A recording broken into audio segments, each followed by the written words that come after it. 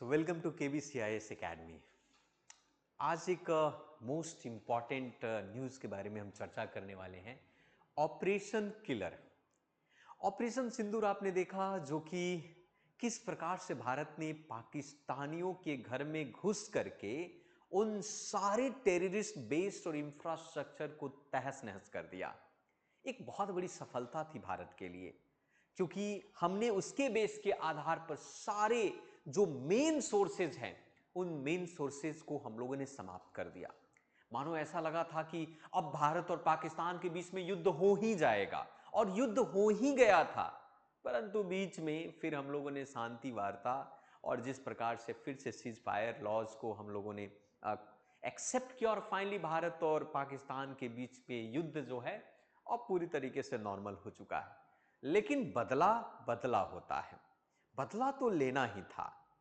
पहले हम लोगों ने ऑपरेशन सिंदूर किया, अब ऑपरेशन किलर, यानी कि वो 3 लोग जिसने 26 टेररिस्ट, वो 3 लोग जिन्होंने 26 हमारे टूरिस्टों को, हमारे अपने भारतीयों को, जिसमें एक नेपाली भी थे, उनको धर्म पूछ करके उसकी हत्या कर दी।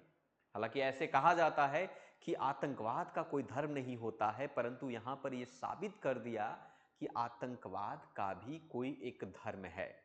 हालांकि मैं इस शब्दों का प्रयोग नहीं करता हूं, परंतु जो पहलगांव की घटना हुई, ये घटना अपने आप में दिल दहलाने वाली थी और कहीं न कहीं एक धर्म पर प्रश्न चिन्ह खड़ा करने वाला था कि क्या वो मजहब, क्या वो धर्म, क्या इस तरीके का पाठ सिखाता है। हालांकि ये सत्य नहीं है, परंतु कुछ समुदाय, कुछ ग्रुप लोग पूरे धर्म को बर्बाद करने की कोशिश कर रहे हैं। चलिए मैं घटना की तरफ ले चलता हूं। मैं आपको बता देता हूं कि army led counter terrorism operation चलाया गया अपर रीच ऑफ द सोफियंस में।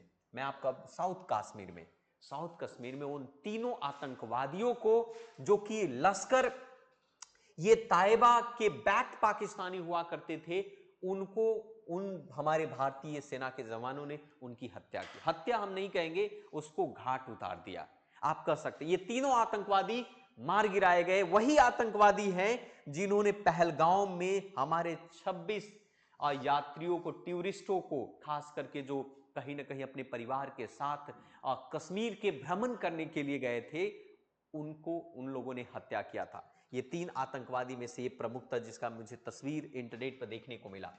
वो कहानी है, ये देख सकते हो कि शाहिद कुतै, ये 8 मार्च 2023 को ये टेररिस्ट, एक्टिव टेररिस्ट के तौर पर इसको जाना जाता है। फिर एक अदनान कह सकते हो साफिदर, जिसने 18 अक्टूबर को 2024 को उसने LET ज्वाइन किया, लश्कर ए ताइबा ज्वाइन किया। और उसी प्रकार से तीसरा जो टेररिस्ट है, जिसको अभी भी आइडेंटिटी उसका अनकंफर्म है, और ये तीनों ने मिलकर पहलगाम में अटैक किया, और ये 22 अप्रैल को पहलगाम में अटैक करके 26 लोगों की हत्या कर दी। वो 26 लोग हमारे टूरिस्ट थे, है ना। हालांकि हमारे भारतीय के जवानों ने उनके घर को भी डिमोलिश कर दिया है पूरी तरीके से। इन तीनों को इस मस्कर में एक तरीके का एक बहुत हाथ था, और ये फाइनली ये तीनों मार गिराए गए पूरी तरीके से। अब इसका सिग्निफिकेंस की बात करते हैं।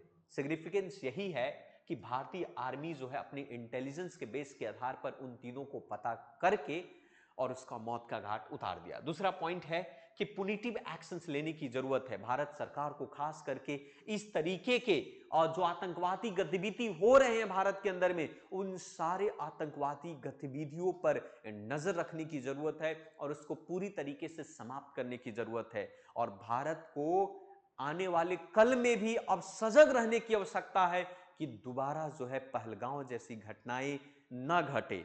तो ये इससे संबंधित है, और भारत को कहीं ना कहीं एग्रेसिव होना चाहिए आतंकवाद को लेकर, चाहे वो आतंकवाद किसी भी देश से क्यों ना हो आपको।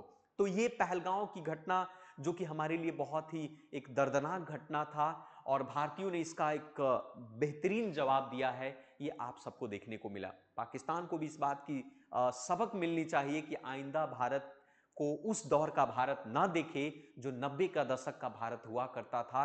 अब भारत बदल चुका है। आज भारत विश्व की चौथी बड़ी अर्थव्यवस्था बन चुकी है। आज भारत में सब कुछ है। भारत में रफाल मिसाइल से लेकर के परमाणु हर तरीके का भारत कहीं ना कहीं सुपर पावर की दिशा में आगे बढ़ रहा है।